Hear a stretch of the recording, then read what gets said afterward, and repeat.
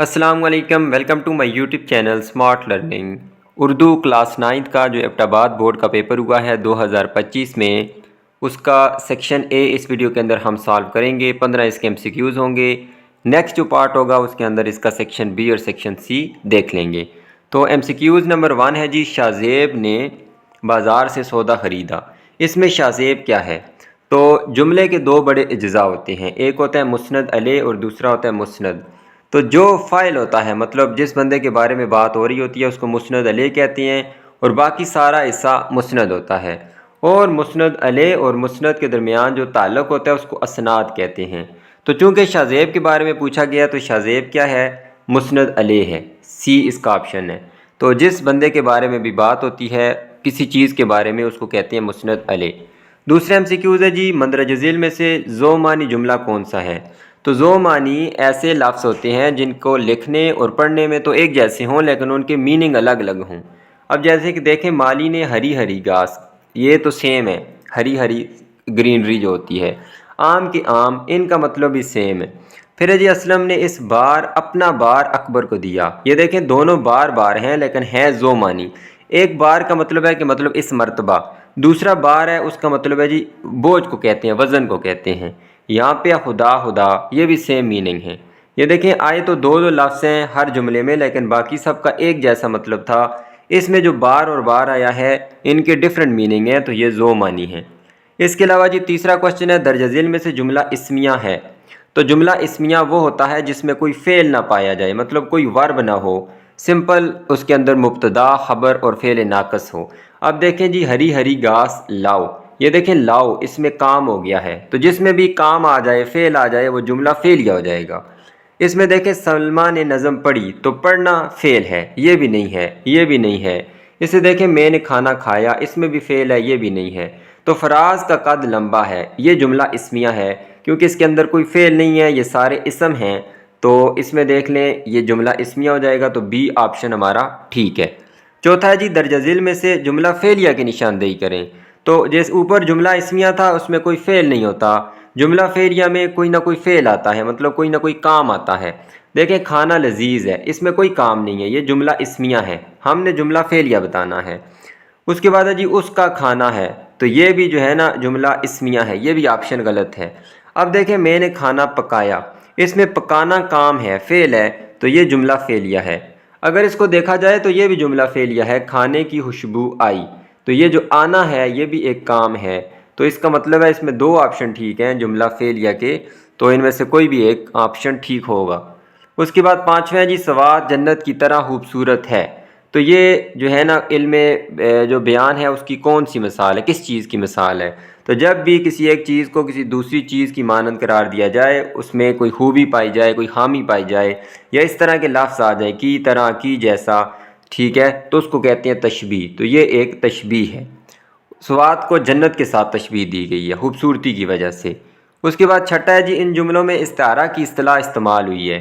یہ میرا بیٹا رستم ہے، شاہدہ بالکل میری بہن کی ہم شکل ہے، پورا اسکول میرے ہاتھ میں ہے، تو اس میں کوئی بھی نہیں ہے، یہ میرا بیٹا رستم ہے، یہ استعارہ ہے، ٹھیک ہے۔ اس میں دیکھیں جی، میرا بیٹا، اگر یہ کہتا کہ میرا بیٹا رستم کی طرح بہادر ہے تو وہ تو تشبیہ ہوتا، لیکن اس نے ڈائریکٹ اس کے بیٹے کو رستم بنا دیا ہے۔ رستم ایک پہلوان تھا، شاہد ایران کا تھا، جو بہادری کی وجہ سے مشہور ہے، تو مطلب اس کا بیٹا جو بڑا بہادر ہے اس نے اس کو کہہ دیا رستم، تو یہ اس میں استعارہ ہے جس کو انگلش میں میٹافر کہا جاتا ہے۔ اس کے بعد ہے جی، میں پاکستان میں رہتی ہوں، تو یہ کس کی مثال ہے؟ یہ مثال ہے جی مجاز مرسل کی۔ مجاز مرسل کہ مطلب ہم اب یہاں میں پاکستان میں رہتی ہوں، اب پاکستان میں رہنے کا مطلب وہ تو کسی گاؤں میں رہتی ہے، کسی محلے میں رہتی ہے، کسی شہر میں رہتی ہے، لیکن اس سے مراد ہم نے لے لیا جی پاکستان، مطلب کہ کل کہہ کے جز مراد لینا، ٹھیک ہے، کل کہہ کے جز مراد لینا۔ اب پاکستان پورے میں تو نہیں رہتی، کسی ایک جگہ میں رہتی ہوگی، تو اس لیے یہ کس کی مثال ہے جی؟ مجاز مرسل کی۔ اس کے بعد آٹھواں ہے، جس شعر میں شاعر اپنا تخلص استعمال کرتا ہے اس کو مقطع کہتے ہیں، ٹھیک ہے۔ آخری شعر ہوتا ہے اس کے اندر شاعر اپنا تخلص استعمال کرتا ہے، جیسے علامہ اقبال کا تخلص ہے اقبال، میر تقی میر کا تخلص ہے میر، تو وہ آخری شعر میں آتا ہے، اس کو کہتے ہیں مقطع۔ مطلع کس کو کہتے ہیں؟ پہلے شعر کو۔ 9वां है जी, दर्ज झेल में से दुरुस्त रोज़मर्रा कौन सा है। रोज़मर्रा जो आम हम अपनी लैंग्वेज में यूज़ करते हैं, आम बोल चाल में। तो मेरी बातें कान खोल कर सुनो, ठीक है। मेरी बातें कानों को खोल कर सुनो, ये तो रोज़मर्रा नहीं है। मेरी बातें कान को खोल कर सुनो, ये भी नहीं है। मेरी बातें दोनों कानों से सुनो, ये भी नहीं है। तो ये रोज़मर्रा का जुमला है, मेरी बातें कान खोल कर सुनो। तो ये आम बोल चाल में अहले ज़ुबान हम इस्तेमाल करते हैं। इनमें से दुरुस्त मुहावरा कौन सा है। तो आँख आँख होना, ये मुहावरा नहीं है। आँखें दुखना, ये भी लफ्ज़ी मतलब है जी, मतलब आँखें जलन होना आँखों में, इस तरह। पलकें झिपकाना, ये भी सिंपल वर्ड है। मतलब मुहावरा वो अल्फाज होते हैं जिनका हम हकीकी मतलब न लें बल्कि मजाजी मतलब लेते हैं, कुछ और मतलब लेते हैं। आँख बंद होना, आँख बंद होना से मुराद है मरना, तो ये इसमें मुहावरा है, डी ऑप्शन। उसके बाद है जी 11वां, मरकब ताम कौन सा है। मरकब ताम जो है उसमें हमें पूरा मतलब समझ आ जाता है, ठीक है, जिसको हम मरकब मुफीद भी कह सकते हैं या जुमला भी कह सकते हैं। तो पाकिस्तान और अफ़गानिस्तान, ये मरकब नाकस है, ठीक है। पड़ोसी ममालिक, ये भी नाकस है। पाकिस्तान और ईरान, ये भी नाकस है, मरकब नाकस।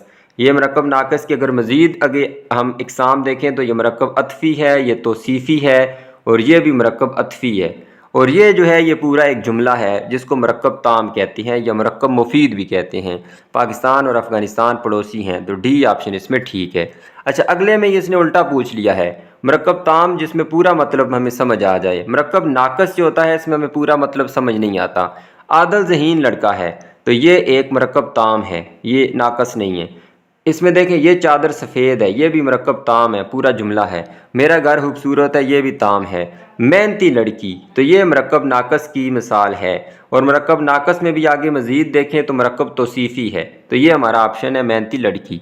13वां है, जिस नज़म में किसी की मौत पर गम का इज़हार हो उसे कहते हैं मरसिया, ठीक है। ये मरसिया, ये पहली जो हमारी शायद हमद थी तो 9th क्लास में, उसमें इन सब की डेफिनेशन लिखी हुई हैं, आगे मैं आपके साथ शेयर करूँगा सेक्शन बी में। तो मरसिया जिसमें किसी की मौत पर गम का इज़हार किया जाता है। 14वां है जी, इस तरह के क्वेश्चन भी लाजमी आते हैं, कानूनी ज़ुबान, सहाफ़ती, दफ्तरी, तकनीकी, एक दो क्वेश्चन लाजमी होते हैं पेपर में। चीन ने रूस के साथ तेल का मुआहदा किया, तो ये खबर कौन देता है। क्या कानूनी होती है, मतलब कि क्या अदालतों के अंदर ये ज़ुबान बोली जाती है, बिल्कुल भी नहीं। क्या दफ्तरों में बोली जाती है, बिल्कुल भी नहीं। क्या ये टेक्निकल उस चीज़ से रिलेटेड है, टेक्निक से, तो बिल्कुल नहीं। बल्कि जो जर्नलिस्ट होते हैं, जो सहाफ़ी होते हैं, वो इस तरह की खबर देते हैं। आप देखते होंगे न्यूज़ चैनल पे ये खबर आती है इस तरह की, तो ये सहाफ़ती ज़ुबान है। उसके बाद है ये मॉनिटर, कंप्यूटर का आउटपुट आला होता है, तो ये एक टेक्निकल लैंग्वेज है, मतलब कि जो कंप्यूटर के माहिर होते हैं तो वो ये ज़ुबान बोलते हैं, तो इसको हम कहेंगे तकनीकी ज़ुबान। ये देखें, ना ही सहाफ़त में होती है, ना ही अदालतों या कानून में ये बोली जाती है, ना ही अदबी ज़ुबान है, ये अदीब बोलते हैं, बल्कि ये एक तकनीकी ज़ुबान है। तो यहाँ तक हमारा ये सेक्शन ए था। इंशाल्लाह सेक्शन बी और सेक्शन सी जो है इसका नेक्स्ट वीडियो के अंदर कवर करेंगे। वीडियो अच्छी लगी है तो उसको लाइक कर दें, चैनल को सब्सक्राइब कर दें। अल्लाह हाफिज़।